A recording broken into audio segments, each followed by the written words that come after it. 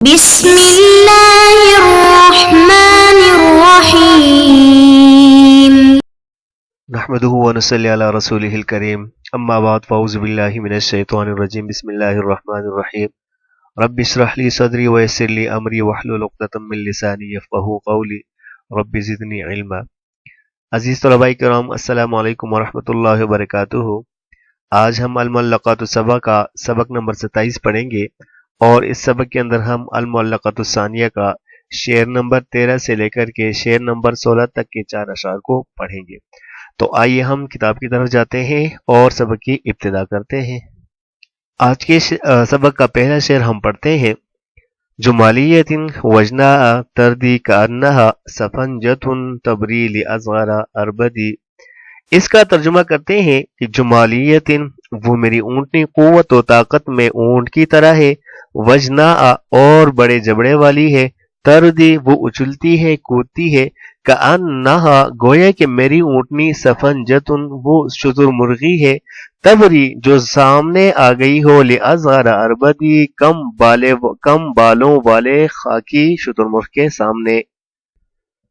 اس شعر کے اندر جو شاعر ہیں انہوں نے اپنی اونٹنی کو تشبیہ دی ہے شتر مرغی کے ساتھ، کہ جس طرح شتر مرغی کے پیچھے شتر مرغ آتا ہے بھاگتا ہے، تو یہ شتر مرغی جو ہوتی ہے وہ اس سے بچنے کے لیے اچلتی ہے اور کودتی ہے اور اس سے بچنے کی کوشش کرتی ہے۔ تو اسی طرح یہ جو شاعر ہے وہ کہتے ہیں کہ جو میری اونٹنی ہے وہ بھی اچھلنے والی کودنے والی ہے اور بہت ہی پیارے انداز سے چلنے والی ہے۔ جس طرح کہ شتر مرغی شتر مرغ سے بچتی ہے، اچلتی ہے کودتی ہے، اسی طرح جو میری اونٹنی ہے وہ بھی اچھلنے اور کودنے والی ہے۔ الفاظ کی تحقیق کرتے ہیں۔ جمالیہ یہ اس اونٹنی کو کہا جاتا ہے جو قوت اور طاقت میں اونٹ کے برابر ہو، یعنی جتنا وزن جتنا بوجھ آپ اونٹ پہ باندھ سکتے ہیں وہ لے جاتا ہے، تو اسی طرح یہ اونٹنی جو ہے بھی اونٹ سے طاقت میں کم نہیں ہے، جتنا بوجھ آپ ڈالنا چاہے تو آپ اس کے اوپر ڈال سکتے ہیں، یہ انکار نہیں کرے گی۔ اور وجنا جو ہے یہ کہا جاتا ہے بڑے کلے اور بڑے جبڑے والی اونٹنی کو۔ تردی جو ہے ضرب یضرب سے صیغہ واحد مؤنث غائب فعل مضارع معروف بمعنی ہے اچھلنا اور کودنا۔ ردی الفرس کہا جاتا ہے کہ گھوڑے کا اچھلتے ہوئے دوڑنا۔ سفنجتن یہ شتر مرغی کو کہا جاتا ہے۔ برا یبری ضرب یضرب سے صیغہ واحد مؤنث غائب فعل مضارع معروف ہے بمعنی ہے سامنے آنا ظاہر ہونا۔ اصغر جو ہے یہ کہا جاتا ہے ایسے شتر مرغ کو جو کم بالوں والا ہو۔ اس کی جو موصوف ہے غلیمن وہ محذوف ہے۔ اور اربد جو ہے یہ اس خاکی رنگ کے شتر مرغ کو کہا جاتا ہے جس کا رنگ خاکستری ہو۔ اس کی جو واحد ہے وہ ربدہ آتی ہے۔ آج کے سبق کا دوسرا شعر ہم پڑھتے ہیں۔ تباری عتاقا ناجیات و اتبعت وظیفا فوق مور معبدی۔ تباری وہ میری اونٹنی مقابلہ کرتی ہیں، عتاقا ایسی اونٹنیوں کے ساتھ جو عمدہ ہے، ناجیات اور جو تیز دوڑنے والی ہے، و اتبعا وظیفا فوق مور معبدی اور وہ راستے کو قدم بقدم طے کرتی ہے۔ اس شعر کا مطلب یہ ہے کہ شاعر اپنی جو اونٹنی ہے اس کی تیز رفتاری کو بیان کر رہا ہے کہ جب بھی میری اونٹنی کسی عمدہ اور تیز دوڑنے والی اونٹنیوں کے ساتھ دوڑنے میں مقابلہ کرتی ہے تو میری جو اونٹنی ہے وہ تمام اونٹنیوں پر غالب آ جاتی ہے۔ یہ غالب آنے کی وجہ یہ ہے کہ وہ قدم بقدم راستے کو طے کرتی ہے، مطلب یہ ہے کہ وہ بہت ہی تیز رفتار ہے اور عمدہ اور تیز رفتار اونٹنیاں اس کا مقابلہ نہیں کر سکتی۔ تمہاری یہ باب مفعلہ سے صیغہ واحد مؤنث غائب فعل مضارع معروف ہے۔ اس کا معنی ہے مقابلہ کرنا اور آگے بڑھنے کی کوشش کرنا۔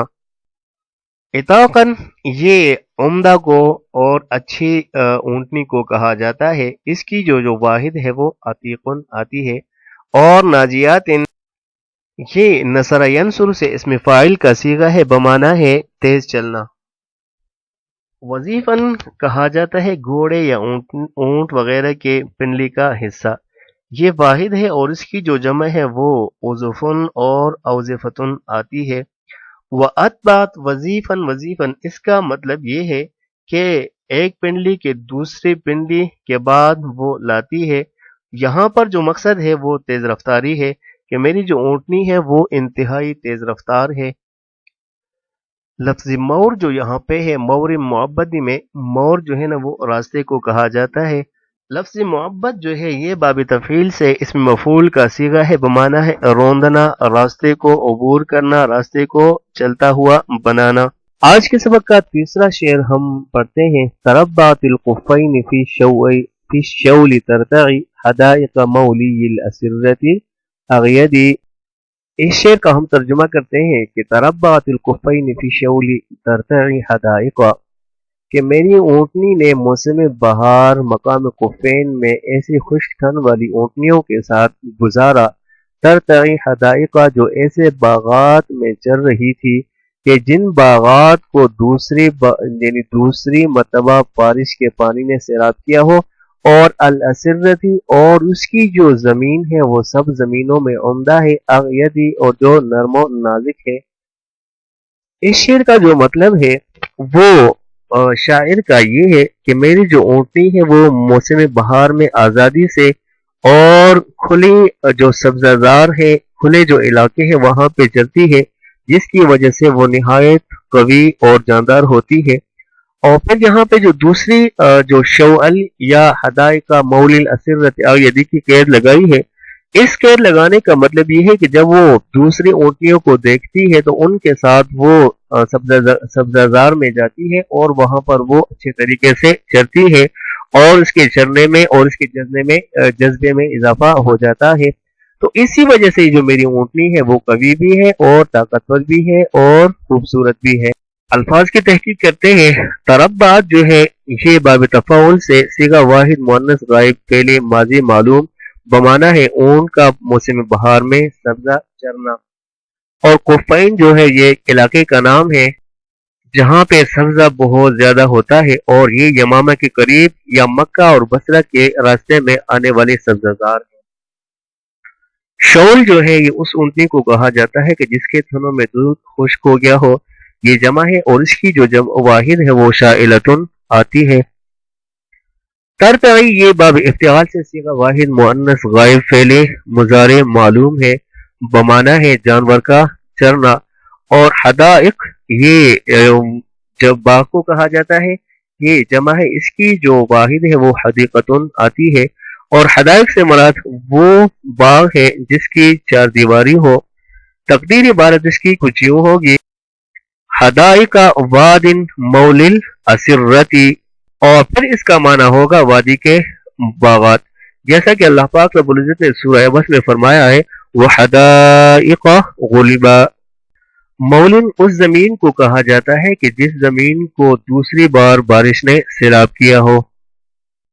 اسی طرح وسمیون جو ہے اس بارش کو کہا جاتا ہے جو موسم بہار کی پہلی بارش ہو۔ اور الاسرہ جو ہے یہ مفرد ہے، سرن کی بمعنی ہے وادی کا عمدہ اور اکثر علاقہ، اکثر حصہ، خوبصورت حصہ، مراد سے سبزہ زار ہے۔ اور اغیت جو ہے یہ نرم و نازک کو کہا جاتا ہے، نزاکت والی زمین۔ سامعین گرامی، آج کے سبق کا ہم چوتھا شعر پڑھتے ہیں کہ تریع الی صوت المہیب وتتقی بذی خصل روعاتی اکلف ملبدی۔ اس کا معنی یہ ہے کہ تریع الی صوت المہیب، وہ اپنے پکارنے والے چرواہے کی طرف لوٹتی ہے، وتتقی اور اپنے آپ کو بچاتی ہے، بذی خصل گچھیدار دم کے ذریعے سے، روعاتی اکلف ملبدی میلے کچیلے مست اونٹ کے حملوں سے۔ اس شعر کا مطلب یہ ہے کہ تریع الی صوت المہیب، کہ وہ جو میری اونٹنی ہے وہ اتنی چوکنی ہے اور اتنی فرما بردار ہے۔ اس شعر کا مطلب یہ ہے کہ تریع الی صوت المہیب، یہ جو میری اونٹنی ہے وہ اتنی فرما بردار اور چوکنی ہے کہ وہ چرواہے کے پکارنے پر فوراً اس کے پاس آ جاتی ہے۔